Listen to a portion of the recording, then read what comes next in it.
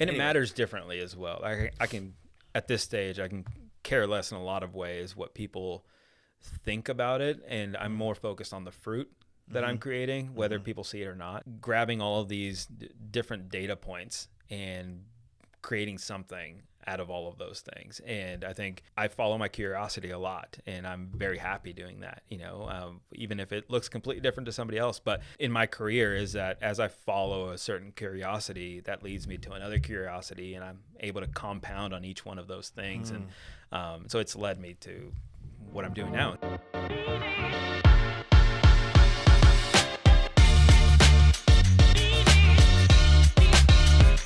Welcome back to the Hard But Worth It podcast. One of the first things you're going to notice today is that Mitch isn't here, and I'm running solo. Mitch is traveling, but we'd already scheduled Balt to be with us today. So Balt Pazos is with us in studio. Glad you're here. Yeah. You and I have been in conversation about all kinds of stuff for like 5 or 6 years now, right? Yeah, quite a bit.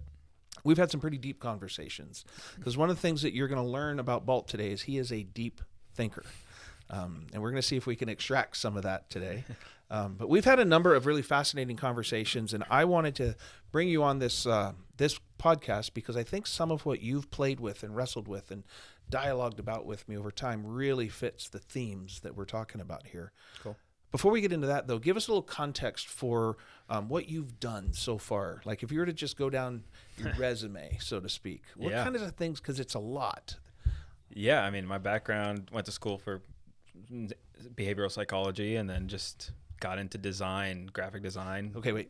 Yeah. Behavioral psychology to design is a flip, right? There's something going on right there. I thought I knew what I wanted to do. Okay. And then while I was in school, got a bootleg version of Photoshop and just got hooked on design. And got it. And then later on in life, not too far out of after that, I found that you can incorporate both behavioral psychology and design into software design, product design. So did a lot of that in the Bay Area, Southern California, and then what kind of companies were you?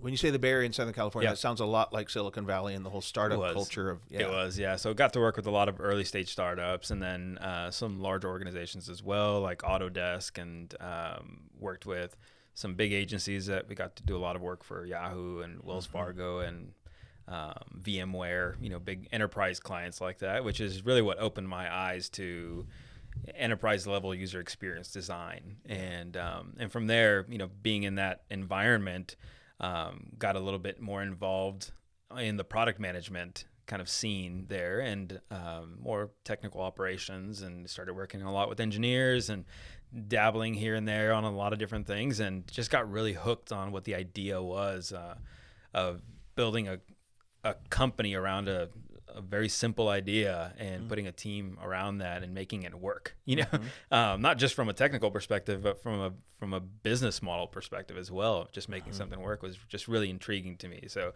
did that for a while, and then just decided to take a different route a bit. So let's pick this up here. Yep. So you go to school for behavioral psychology, and then you get into this design, tech, ops, business model, like really in that. How do you take an idea and actually put it in, use technology to deliver it broadly, the startup culture? Right?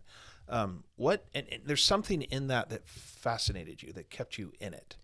What was that? Why did you stay with it during all those years?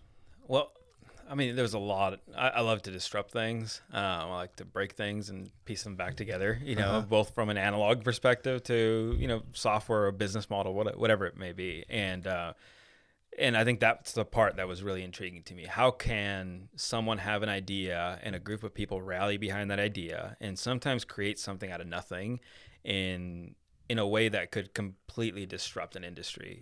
Being out in like Santa Monica and working in co-working spaces and rubbing shoulders with guys, people who started like Snapchat or whatever it was at that early stage, where it was like, oh, cool, they're just working on another idea, and then a couple of years later, it's Snapchat, Right, so right. It's things like that were just fascinating to me. That I think that idea and I think the startup culture kind of evolved a lot as well into not just building the idea, but then people started seeing the potential outcome of getting something acquired and building wealth in that way. And so I thought that was just really an interesting environment. Give us an idea of what years these were. Ballparky. Like when did you graduate from college? 2009. Okay, so we're coming out of the big crash Yep. and into that next season, because there was the aughts that had a certain startup flavor to them. Yeah. But in the, we'll say 11 to 19 era. So 10, 11 Okay. is really when I was diving into a lot of these things. Yeah, and there was a lot going on in people creating all the new apps, and all the new tech was really booming. Yeah. Came out of those years really, really Yeah. strong. Okay. But then you moved to Reading, right? And Reading, as we know, is the epicenter of all things technology. No. Oh, wait, no, that's not right. Yeah. So you leave the Valley, which is where Yeah. most people are trying to get, or I don't know if that's true, but a Yeah. lot of people in your line of work are trying to get there. Yeah. And you actually left there, and you came up to Reading. Yeah. And now we find you're not in this tech space quite in the same way. No. You're in we'd say the creator space now, Yeah. working with artists. Tell us a little bit about that transition.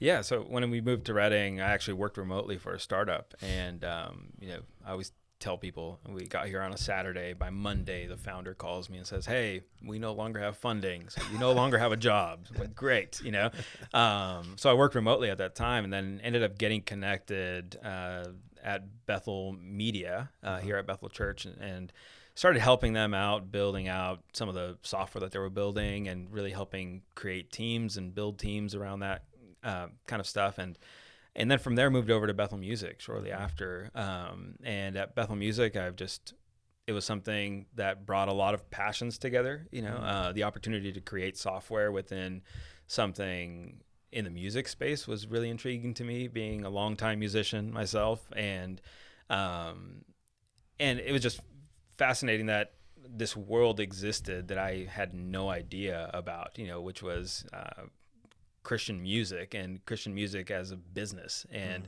so I came on board at Bethel Music as a user experience designer. I quickly told them, hey, I don't want any responsibilities. I don't want to manage people. I don't want to do anything.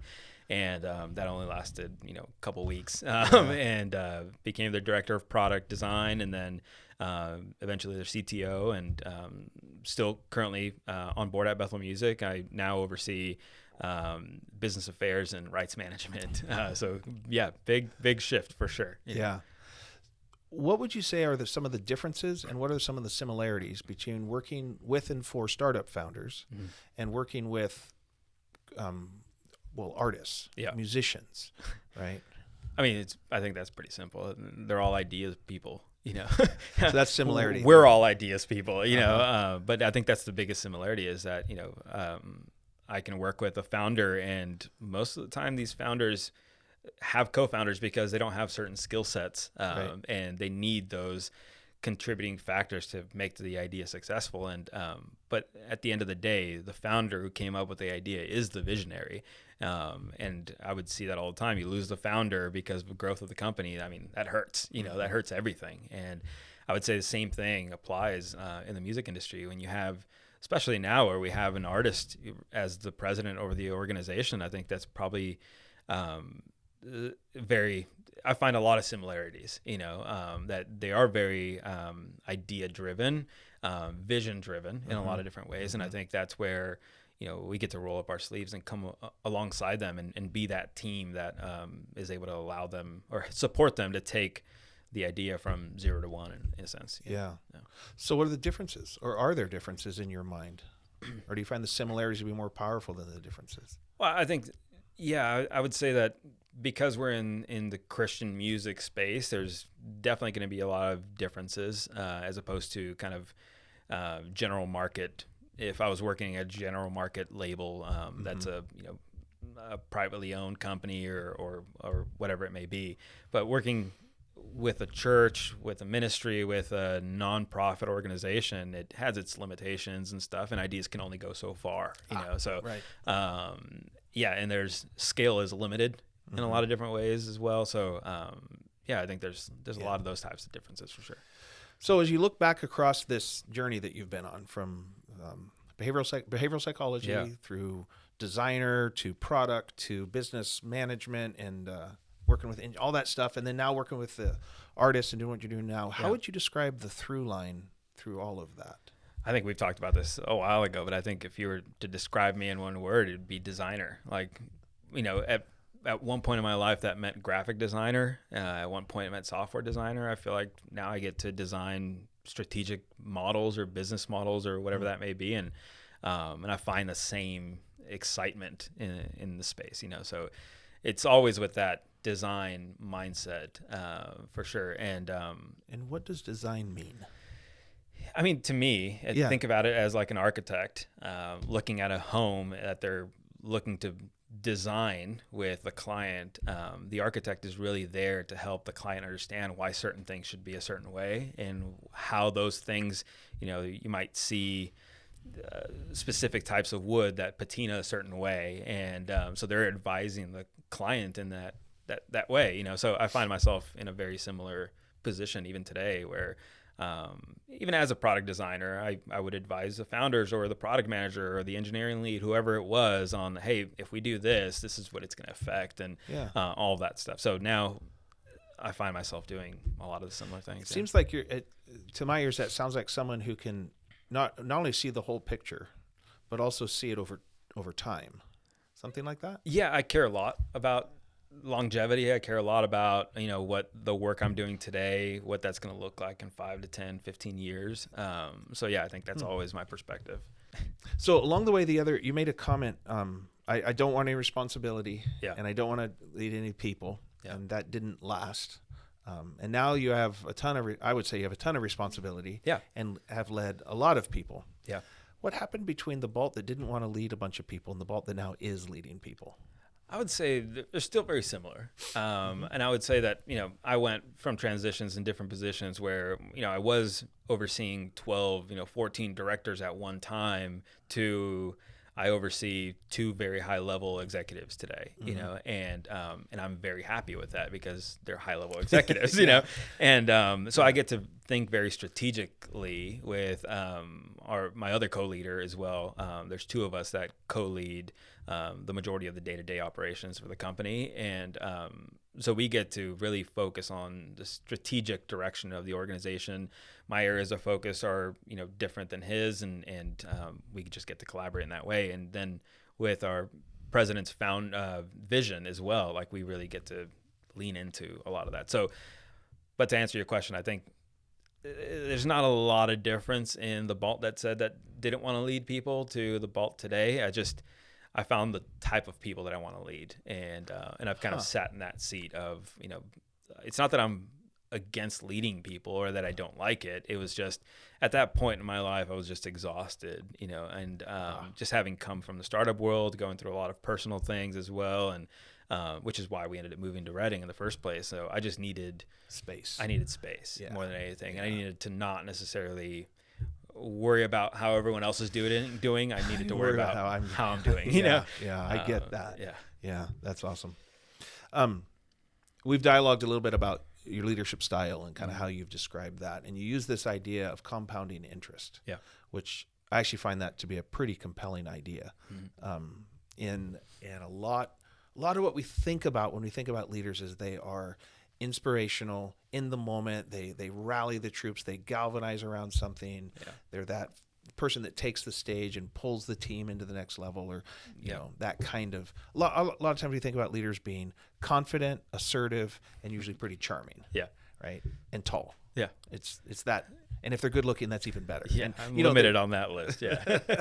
Well, and then if they're male, that's even better. Yeah, we have this list of what we think in our mind of what a leader is. Yeah. Now we're broadening that. We've done a lot of work in the last couple of decades to broaden that. But when you use this idea of compounding interest, you're describing, to my ears, a mode of leading that's different. And I'm wondering if you can bring us into that thought. Yeah. I mean, we talked about this for years, where you would ask me, what's next? Or I would fall back and say, I don't want to do that anymore. I'm just going to go back to being a designer. Yeah. And I think the part that I was missing was that I was designing certain things. I was not paying attention to what I was given the opportunity to design. An old definition of designer. Yeah. So I think my leadership. By the way, do you remember when your portfolio was just the thing you would like? I've got to have a portfolio. Yeah. Right? I mean, I can't. And I can't even point back to my resume. I You don't know got where I would nothing find now, that. No. Yeah. Yeah, the graphic designer's portfolio Yeah. is the foundation of their career. Yeah. And you'd lean back on that. I'm going to go be a designer. Yeah. And now you just got done describing design in a broadest of possible ways. Yeah. Yeah. And the portfolio is now not. It's still there. It's I mean, I've just been trying to not the delete same it stuff. online. Yeah, but I can't. No, I mean you're still building a portfolio. Yeah. It's just in this whole other, and it's much more abstract. Yeah. Way. Yeah. And Anyway. it matters differently as well. I can, at this stage, I can care less in a lot of ways what people think about it, and I'm more focused on the fruit that I'm creating, whether people see it or not, and we could talk a little bit more about that as well. Yeah. But come back to this compound interest thing. What is so that as far about? as what I was getting at with being a designer is that, I had to really sit with that and really understand being a designer meant grabbing all of these different data points and creating something out of all of those things. And I think for me, compounding interest, it's not like, in finance where you see the snowball effect of compounding interest. I'm compounding the interests that I have. And over years, I follow my curiosity a lot, and I'm very happy doing that, even if it looks completely different to somebody else. But what I've found in my career is that as I follow a certain curiosity, that leads me to another curiosity, and I'm able to compound on each one of those things. And so it's led me to what I'm doing now, and who knows where it'll take me, but I don't think that's something I'll ever let go of. Yeah. And how do you equate that to being a leader?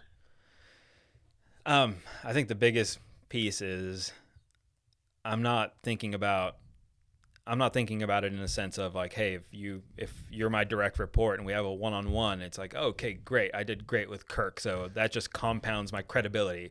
That's not what I'm looking at. I'm looking at it in a sense of, if I'm having a one-on-one with Kirk, how am I showing up to that meeting? How am I showing up to that? Am I leaving gaps that I'm trying to fill for my own sake in my conversation with Kirk, or am I showing up completely, fully, in the sense of, we can elaborate more on that idea for sure. There's a embedded notion of momentum building in it, right? That's the snowball effect over time. And I like the way you said you're compounding your interest. And so this curiosity and all these things you're collecting are contributing to your ability to lead and create value. Yeah. And one of the ways we think about this in how we build companies is there's the break fix model, which requires innovation and a steep learning curve. Yeah. And in America we say, if it's not broken, don't fix it. Leave it alone. It's fine. And because we're after that innovation, we want the creativity. We want these massive displays of, moonshots and things like that. And that's good. There's we got to the moon. It's incredible. So we're a highly innovative, creative culture. But we sometimes lose the power of momentum in the process, which is what you find in the methodology that becomes the continual improvement notions that we learn from Japan largely, in the Kaizen approach to things, where they say everything can always, don't wait till it's broken, right? Everything can always be improved just a little bit every day. And it feels like that's a distinction you're making. And a lot of what I think we call, the obvious leaders that we go, oh, there's a leader. We actually will call them natural born leaders, as though there's some sort of genetic test. Right. And I think that's just a carryover from bloodlines, right? Which is not the right answer. But nonetheless, it's this idea that there's those people are the ones that we see because they do these big flashy things, and at times it's exactly the kind of leadership we need. But when you bring up this notion of compound interest and momentum and continual improvement and collecting experiences that all build together over what might be long periods of time, your influence grows. And leadership is about wielding power, and power and influence are the same word in my mind. How much influence can you collect? And I've watched you over time just consistently lean into this, which is why when you brought up that metaphor, I'm like, not only is that a fun idea, it's genuine, authentic to who you are and what you've done.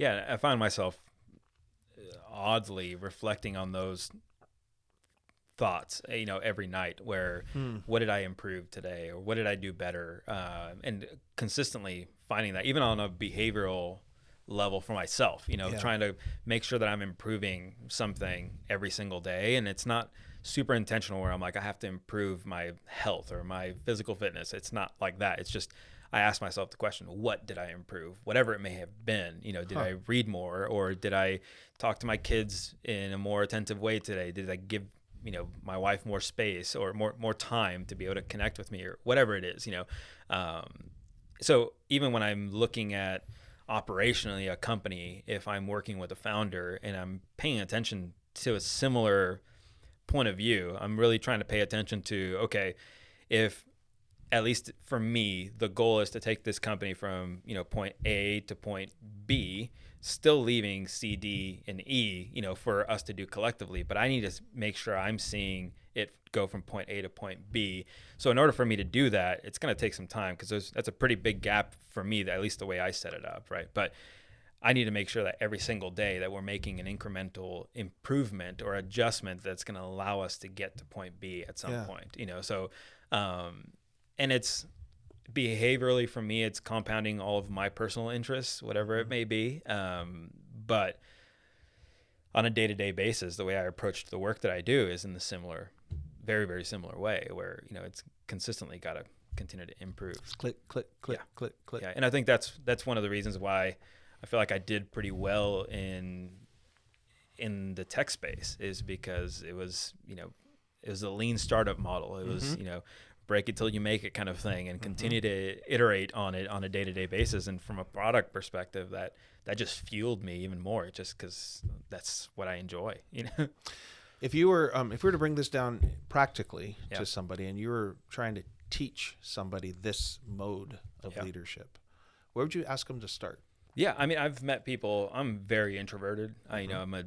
I like to think a lot. We've talked about that, and I think a lot about my thinking kind of thing. But I've met people who are complete opposites from me, and I can see them taking a very similar approach to some of these things. Where, I've seen people separate and say, hey, I only browse the internet for 30 minutes at 7 p.m. every single day, and they'll schedule that. I'm like, I could never do that. I can't be that disciplined. I need the fluidity for myself, But the fact that they're doing that every single day, they're saying no to something else. So in my mind, they're compounding the value of time or a value of attention or whatever that is, and they do that enough every single day, they're going to see fruit from that. So, but to me, those are behaviors that I can spot from someone where it's like, okay, I can see how you process certain things and how you operate and how you lean into learning. But I think it boils down to learning.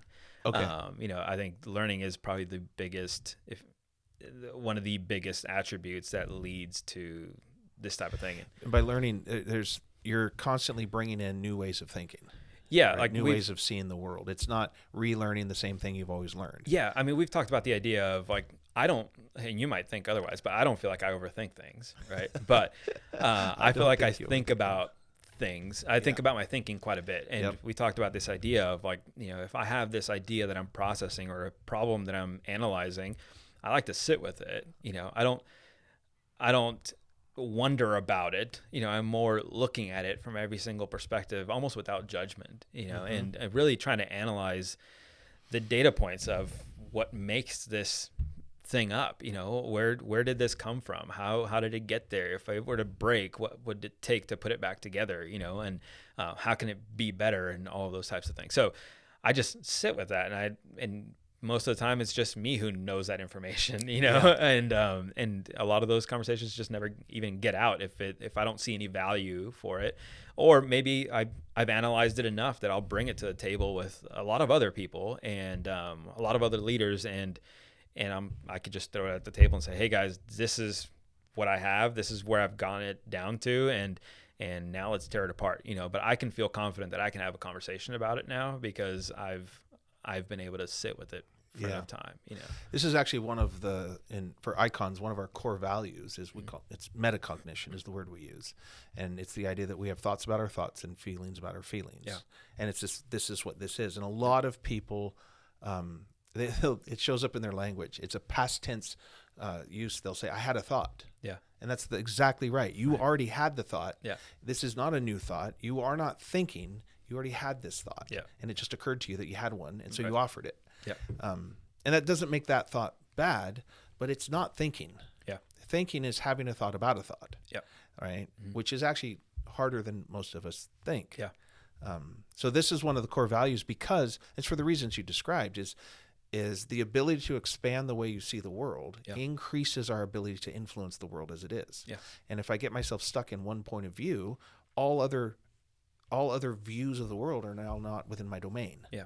And so the ability to have that expanded view and being able to walk around something sufficiently it's actually a practice that you can do. Yeah.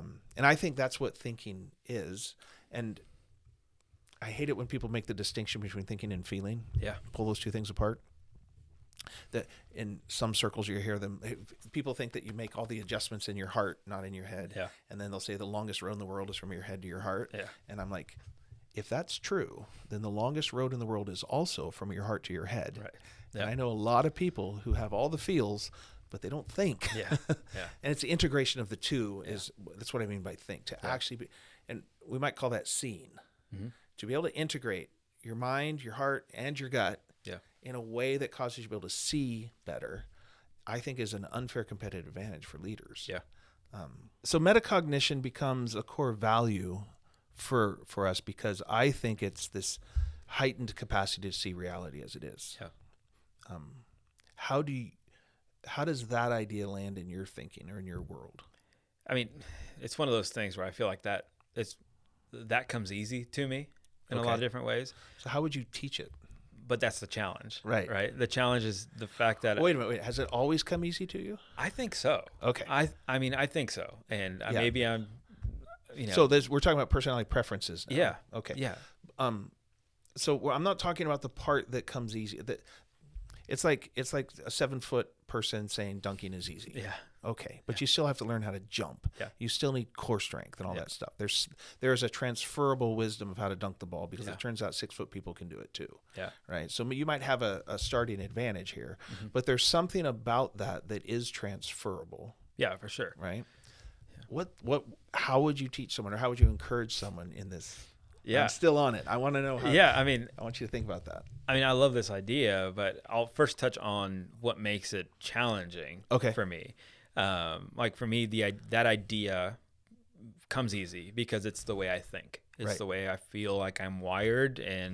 But see, then I get into the idea of like, I can say, I feel like that's how I'm wired, but then I have to judge that in the sense of, am I saying that's the way I'm wired because I'm trying to avoid looking at it from a different perspective or something, So, but for me, that part comes easy. The part that becomes very difficult for me is getting that thought process. It's the idea that people in the startup world talk about. Steve Jobs was a brilliant human being, but the biggest advantage that Steve Jobs had over a lot of other founders is that he knew how to show his work.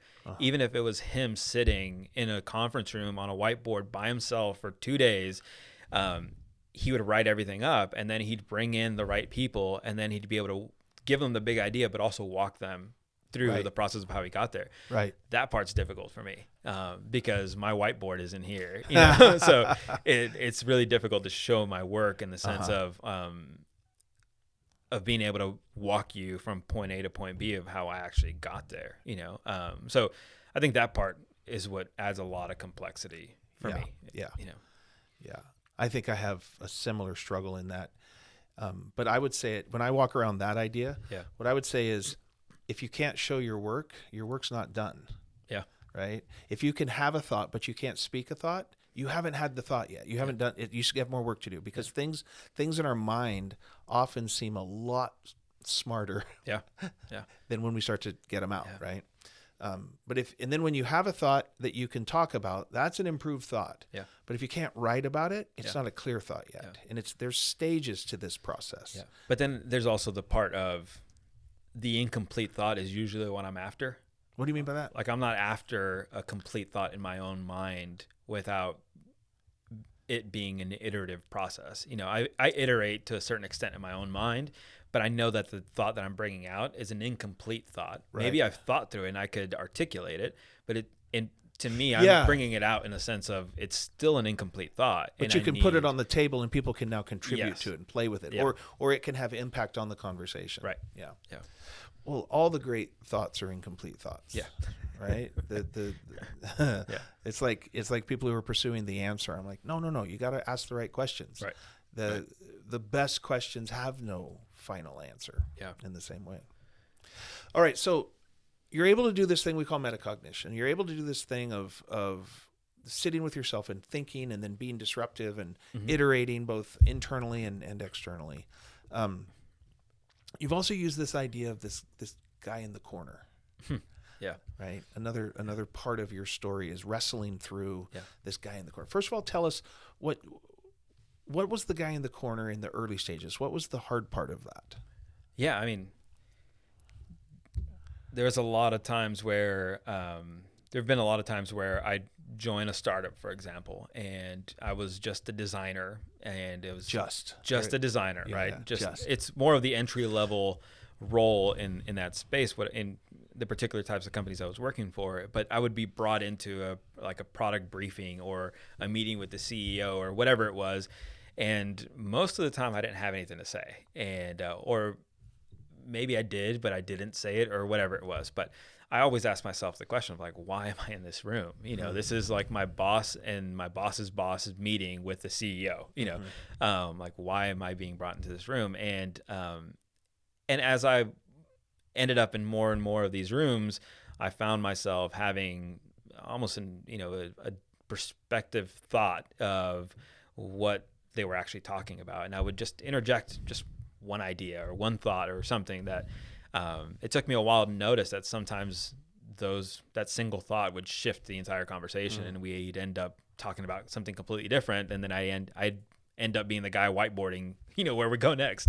And I didn't find a ton of value for that. And I thought it made things really difficult and, climbing up the ladder and all that kind of stuff where, some of my peers who had more experience than me or, had more authority or whatever it may be, found me in these rooms and I would say something, it would kind of crush a lot of things. And so I started almost in the sense of like, people would tell me I come off as very confident. I'm like, really? I feel so insecure in this room right now, or things like that. Or I'm very intimidating. As soon as they see me in the room, it's like, oh my gosh, Balt is here, and what's he going to change now? And I was like, no, like that's not my intention at all. I didn't. Well, but you disrupt things, you break things. But I didn't. I mean, I know it.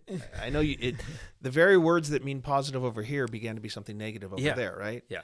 So I started really struggling with that. And I think for years I struggled with that. And even moving to Reading, I struggled with that quite a bit where I would find myself sitting by myself on one side of the conference table and a lot of my peers on the other side and a lot of these, types of conversations. And I'm like, guys, I thought we were trying to make this better, and but I almost thought I had some sort of mental issue or something where I'm not reading the cues of I'm actually stepping on your toes and stuff. But to me, those things didn't matter. It was like we're driving the idea forward. We're all going to benefit by this moving forward. So I had to improve a lot when it came to collaboration and bringing people into the process and showing my work as to why we got there and stuff. And I struggled a lot with the scenarios where, I'd have this incomplete thought, but it was already 5 steps in. And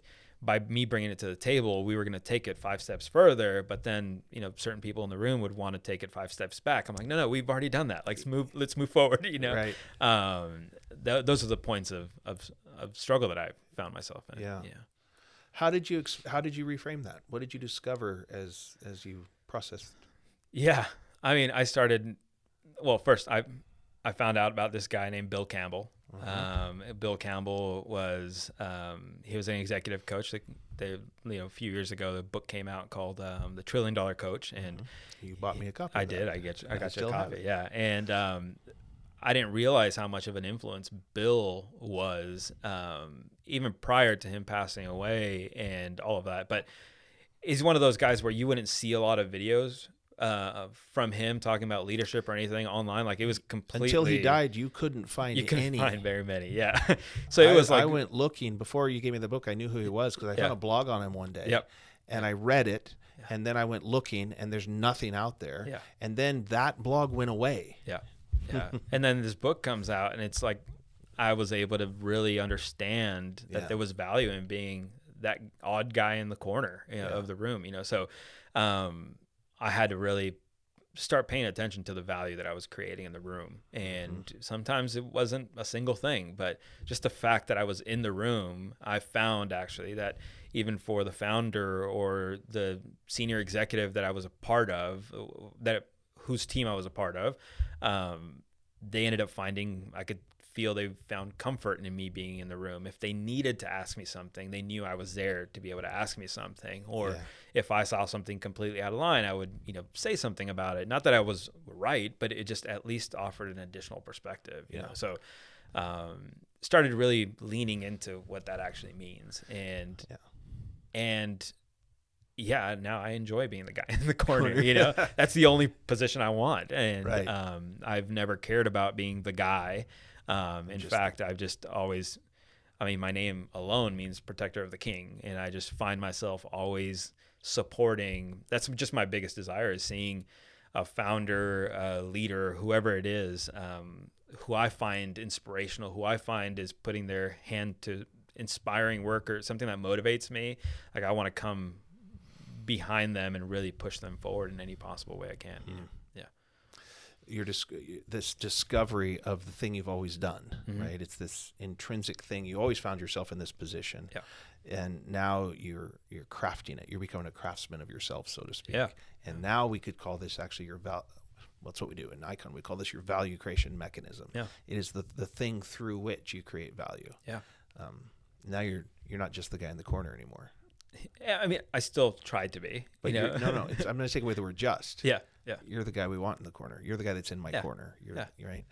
There's this principle that you'll see in how societies form and empires are built, and it's this idea that in order for an empire to truly take hold, or even a society, a kingdom, a nation, right? You've got to have these unifying principles, and you have to have three of them. You have to have a king, which is a political force, right? You have to have a military, someone to protect, and then you have to have some sort of the priest, this religious, we'll call it, or this meaning structure, and that there are three different energies or three different kinds of people, and it becomes very obvious in how societies are built. But when I first heard about that, I cross-referenced that over to how anything is built.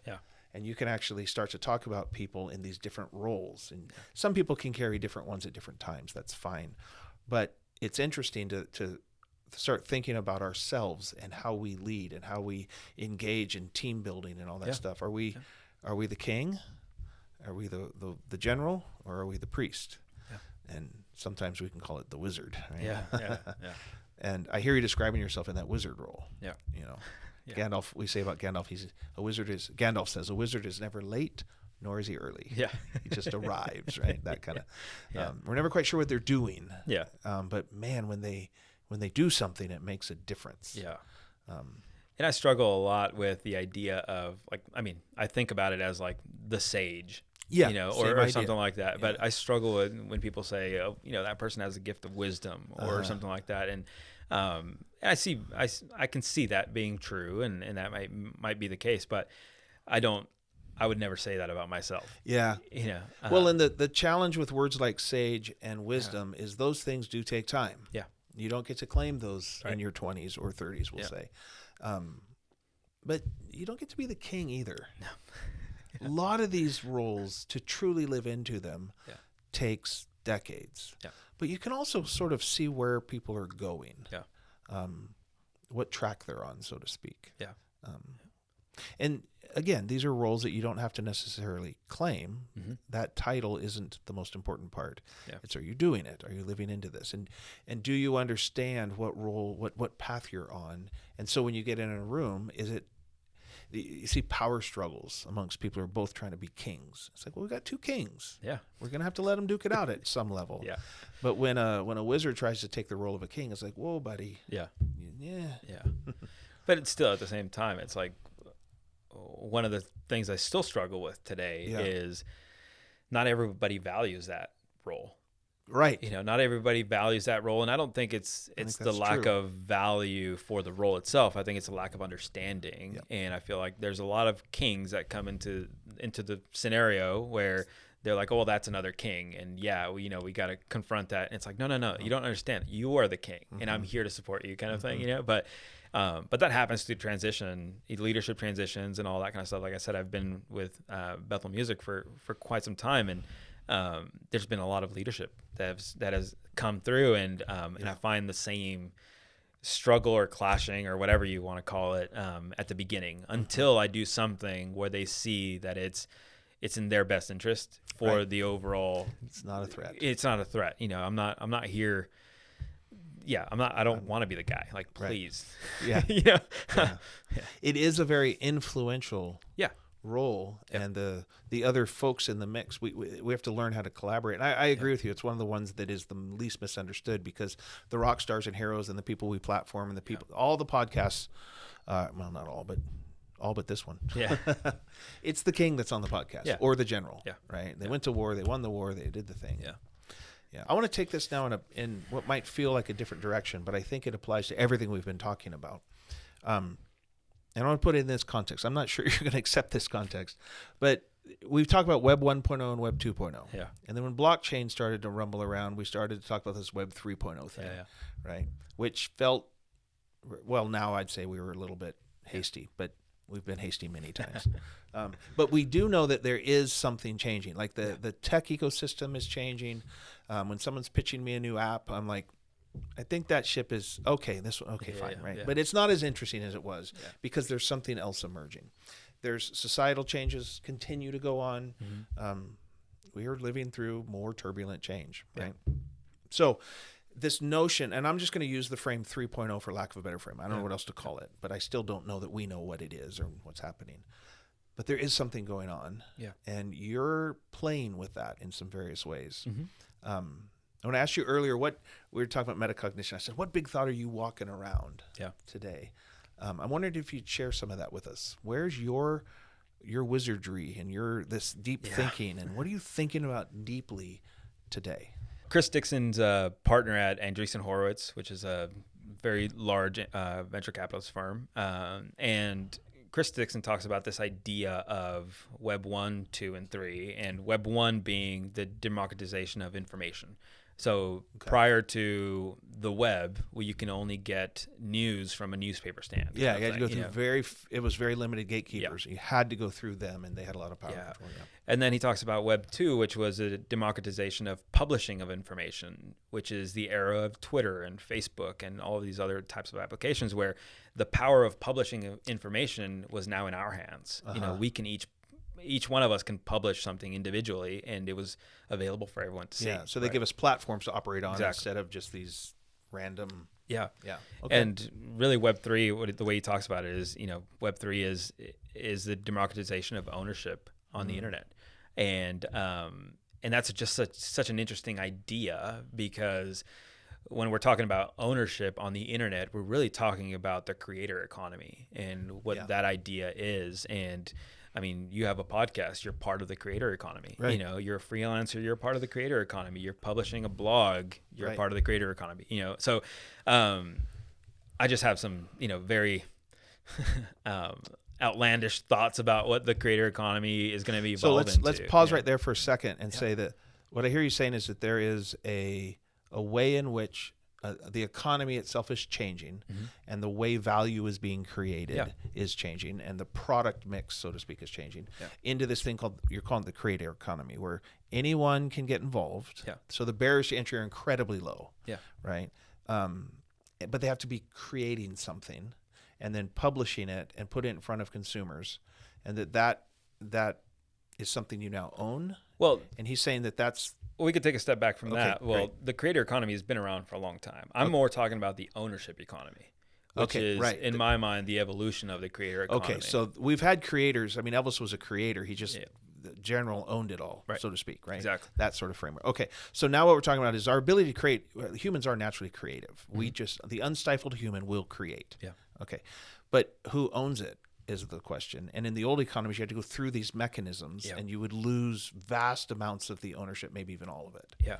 Okay. Yeah, and it's this idea of like you can self-publish now, whether Totally. it's books, whether it's music, Anything. whatever it is. And not only can you self-publish, but you can distribute directly as well. Build Yeah. enough of a fan base and you have a business. Yeah. You know what I mean? Where you don't have to answer to anyone but your fans or your followers or whoever it is. So Right.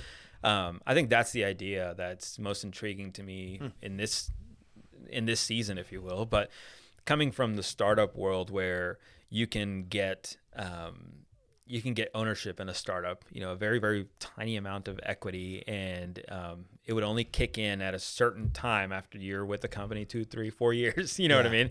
And maybe it doesn't even exist in 6 months. Who knows? And that company has to exist, and then that Exactly. company has to exit. And Yeah. the So probability of all that is somewhat low. yeah. So I think seeing that space, and then now being in the music industry and seeing how people can collaborate on something and share ownership on that. And it's already happening in the sense of like, if you and I write a song together and you're signed to a specific music publisher and I'm signed to a different music publisher, now there's 4 owners in that, so it's collective ownership that's happening across the board. So I just think that, things are evolving into is less and less of a need to have a complete entity that owns. The creators don't really have a massive need for an entity to exist other than potentially funding, but if the creator owns the distribution, the creator owns the content, whatever they're creating, the only reason they would ever give ownership to, let's say, a record label or a book publisher or whatever it is because that book publisher is providing some sort of value, right? But the only value that a lot of these book publishers are providing these days is money. But not even. I mean, there's no or services, but they're what not services, providing an audience. No, but what services can a creator get from a record label that they can't just hire? Gig economy, and it costs them a lot less, probably. Probably. So I mean, we've seen this a lot in the songwriting space, and people who have been let out of deals who are well-known artists and songwriters, and like, well, I don't want to sign with anybody because I can just hire somebody to do what they were doing at a fraction of the cost, and that's very true. And okay. So what are the implications of this on the broader? Like, you've been working for years now with these artists, with these creators directly, so you're seeing that mechanism. The old mechanisms break, the new ones emerge. But just like with startup culture, it started with tech and apps and software, but the principles went viral across the economy. We now use the word startup to describe basically entrepreneurship, right? Because the concepts have been so infectious. What are the implications of this creator ownership economy across the broader system? Yeah, I just think that there's going to be a lot more collective ownership. So a lot more collectives. We see agencies pop up today, like creative agencies that are owned by 1 or 2 people, and they hire a bunch of designers or engineers or whatever it is. I don't think we're going to see a lot of that in years to come. I think it's going to be the engineers and designers who come together and say, hey, let's all share work together, and we all own a piece of this company and we share in the profits. I think there's already conversations about that in the music industry, and I think we're going to see a lot of that as well, of people who aren't in deals, that they're going to come together and build something together that they can bring their assets. So if I'm thinking about, I'm in my late 20s right now, and I'm thinking about career, and I want to be an entrepreneur. I want to go out and start my own thing. I don't want to work. I don't want to have a boss, and all those traditional things like, yuck, right? Where do I put my energy? Yeah, I mean, I think that's an interesting question, because yes, the creator economy is at an all-time high, and yes, we're about to see a lot more within the ownership economy, but we're also seeing the emergence of AI, which is creating an excess of information. So to me, something I've been focusing a lot of my attention on is curators and curation. And because there's an excess of information out there, and it's only going to continue to increase over time, the creators that are creating something of value, those are going to continue to create value for people who are interested in the specific thing that they're interested in, right? But for me, for example, if I'm interested in if I'm interested in tattoos, for example, I follow some people on social media that do tattoos, but I want I want a curated experience. I want to follow one person who can curate the style of tattoo that I care deeply about from multiple artists into one singular place. You know, so I would pay that person to curate that for me. To do all that work for you. To do all that work for me. Yeah. Same thing applies to fashion. Same thing applies to playlists. The biggest part of the Spotify business model is the playlist. Totally. Who are right now mostly monopolized by them, but you can still spot creators who are curating music, and people follow those playlists a lot because it's really valuable. If you find a specific style, a genre, just a point of interest, and somebody's curating to that point, I think that's what's interesting. So to me, it's less about what type of content are you creating, and yeah, you go find the specific area that you want to focus on. That's great, you know, but I think curation is much more interesting, you know, and I think that you're seeing, you know, the TikToks and all these other platforms starting to launch membership opportunities. Patreon's doing the same thing, where you as a creator can create an exclusive membership that you as a fan or follower can pay to get access to this chat, right? Well, those chats are going to evolve. I don't care a lot about, for example, I mean, you're my friend, but I wouldn't care if you're a creator. I wouldn't care so much about what you're saying. I would care more about what the subject you're curating. And the community, and what is the community saying, and can you? I mean, we listen to podcasts. I don't listen to the Joe Rogan Experience because I care about what Joe Rogan has to say. I care about the guests that he has on the podcast. Right. You know what I mean? So he's curating a subset of guests that are interesting to me. Yeah. And you get more into very specific subjects as well in podcasts, where I've listened to a podcast just because of the types of guests they're curating. You know, because they're all very similarly inclined. They're working on a similar thing. They're talking about the same subject, you know, so which is how I found people like Chris Dixon, you know, because he was in a Web3 podcast, and I just got really intrigued by it. And can you introduce me to someone that I don't know about? Yeah, because I'm tired of. I've heard all the other voices. Yeah, they're all those common voices. Or I want that specific. And then you find out, like, meet people like that are these thought leaders in a specific area, and then you find out who they're following who they're being influenced by. Now we're talking about a rabbit hole worth going down. Right. Yeah. But it's, again, the curation aspect of it, you know, because I'm interested in the specific subject he's talking about, not necessarily teaching, but talking about it, that's interesting to him. And he's getting his inspiration from somewhere. So I want to follow those things. But if he can curate those for me, I mean, that'd be awesome. You know? Okay, given that landscape where you have this fractional ownership, diffused ownership, or use collective ownership, that's being pushed out amongst all kinds of different creators who are collaborating on different projects in different places. Like when I think of that, the first question I have is, what does it mean to lead in that context? I think it's taste. It's the tastemakers that are really going to be leading with taste in a lot of different ways. So if you think about fashion, right, and we talk about this idea of collective ownership. If I am a fashion curator that curates a specific style of fashion, well, there's brands that are creating clothes specifically for that style of fashion, sorry. And now I can get fractional ownership in all of those brands somehow, or get paid or whatever it is from all of those brands. And yes, we have the influencer scenario where you get paid to promote a product or whatever, but I'm talking about ownership. You know, there's a lot of boutiques, small brands that are creating really amazing stuff, but if I'm curating that specific style, you're going far beyond affiliate marketing here.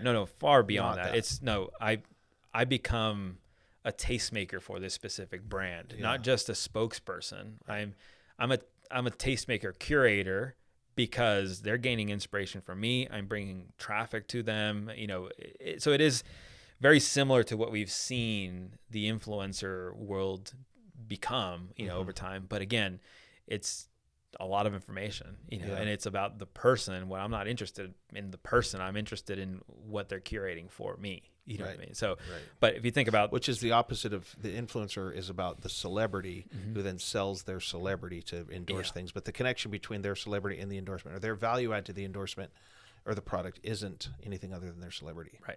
Not worthy of equity. No, it's someone who's going to open a door for me to get into something else. So if I was following your exclusive community on a specific subject, let's say you host an event and some of the people who are influencing you are invited to that event. Well, I want to be there, you know, because that's who I'm being influenced by as well. So, so where do you want to be in this economy? I want to support those, and I care. So the way that venture capitalists were thinking about startups back in the late 90s, and I am thinking about the creator economy, the ownership economy in that very same way. So you want to be now it's a metaphor, but the venture, well, maybe it's more than a metaphor, but the venture capitalist of the creator economy. Yeah. And what's the currency? The currency is ownership in a product that we create together. So, for example, like I mentioned, these exclusive creator communities and all that kind of stuff that all these other platforms are enabling. The one thing they don't offer the creators who are creating on their platforms is ownership in it. Like, why not create a platform? And now I'm giving a startup idea, but why not create a platform that allows a creator to do that, but the creator also has ownership in the actual company So the word itself. platform has something to do with the platform metaphor has something to do with this. I've created this basically this space where I've got all these eyes coming in. I have all this activity, and I'm going to be the pipeline that connects you to your brand, so it's a distribution idea. It is. Right? Yeah. But we're saying these artists already have distribution. So maybe platform isn't the right word for it anymore. Yeah. It's you're creating something else. It becomes an ecosystem of sorts. Okay. It becomes an ecosystem. And the ecosystem has value because it's a gateway to collaboration. There you go. It's discovery. And that's different. That's not what platforms do. No, it's discovery, it's collaboration, and It's the creative process. You're creating space that amplifies and makes the product coming out of this has a higher probability of being what the consumer actually wants. Yeah, I mean, I attribute this a lot to in the music industry today, where it's all streaming and all these types of things. But I've always said we're going back into the era where you would sell a CD or a cassette tape from the trunk of your car. Yeah, with an immense amount of distribution in comparison to what it was then. So obviously people. Well, I don't know if it's obvious. Generally, when you're talking about these sort of things, people have pushback. Yeah, and they start to throw this. Well, that's not this or that's not this. How would you push back on this whole idea? I mean, this is coming from someone who was very anti-blockchain at the beginning and anti-Bitcoin and all those types of things. I was too fixated on the idea that software is the way it is and it's not going to change. And, we're at the cutting edge and everything. And we might still be 5, 10, 15 years out, whatever that looks like. But a lot of these principles are already happening today. Yeah. You're talking about algorithms on platforms, specifically like YouTube, right? They're curating an experience for you, but who says that that's the experience that you actually want? It's not because it gets boring. They're creating echo chambers. They're curating something based off of a subject of interest, based off of a video you just watched or whatever it is. But what if that's not what you actually wanted? Like what if you wanted something a little bit more granular, or what if I want to change what I'm watching? Yeah. I've watched enough golf videos YouTube, by the way. I don't need any more golf videos. Yeah. They didn't make me a better golfer. Yeah, and it's like I've been getting really into I need a new hobby. So I told my wife I'm going to buy myself a really expensive espresso machine and I'm going to get really creative with, latte art. Yep. But I'm searching and I'm trying to get reviews on specific products before I buy them and all that kind of stuff. And there's just 2 guys on the subject that keep popping up. I'm like, there's got to be more people, within the space. And sure enough, I've watched some of their videos closely and they'll reference 5 or 6 different people. So now I have to go manually search for those 5 or 6 different people to find them. And but because I watch these 2 guys more than everybody else, I still get these 2 guys, so it's the idea of where's the off switch. It's the idea. Yeah, you can clear all your searches and stuff, but you're starting all over, but it's the idea of curation without a robot doing it. The robot's already doing everything else. So it's one of the things that Peter Drucker, who was a consultant and professor from the past era, who didn't know about the internet. He didn't know about a lot of things because this has been in the 60s and 70s. But he made this statement in one of his books, and he says, the computer is just coming online. It's just starting to affect business and management, and it's they're mainframes, right? And he says, the computer is a fabulous tool. It is going to elevate our whole experience, and here's all the reasons why. And he said, basically what the computer is going to do is allow us to do far better trend analysis and be more data-driven. And he says, and that's going to be awesome. Yeah. He says, but here's the problem. What do you do when you need to break the trend? Right. The computer will never tell you when or how to break the trend. And that's what leadership is going to be going forward. And he wrote that in like, I don't remember, somewhere in the early 70s. And talk about prophetic. Yeah. Talk about, prophesying the future, because it's the world we're stuck in now. In fact, it's one of the problems, I think, in our society is we're just ratcheting down on this data model, this data. And yes, they know me and they know what I want to watch. Mm-hmm. And I appreciate that to some degree. Yeah. But leadership is about breaking those rules. Yeah.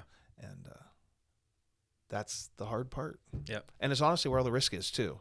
Because most of the time you just break it wrong. Yeah. You break it wrong. Awesome. Well, Balt, thanks. I have a feeling that I could ask you another question and we could be off on a whole nother podcast. Yeah. But I think we're going to bring this one to a close. Thanks for spending the afternoon with us. Sure. And appreciate the work you do. Yeah. Thanks for having me. For sure. If you enjoyed this, and the way I know you enjoyed this is you made it to the end. And that means you need to hit the subscribe button, because then the algorithm will feed us to you all the time. And when you're tired of us, we're already going to get locked into your brain and you're going to get stuck with us. So hit the subscribe button and obey the robots.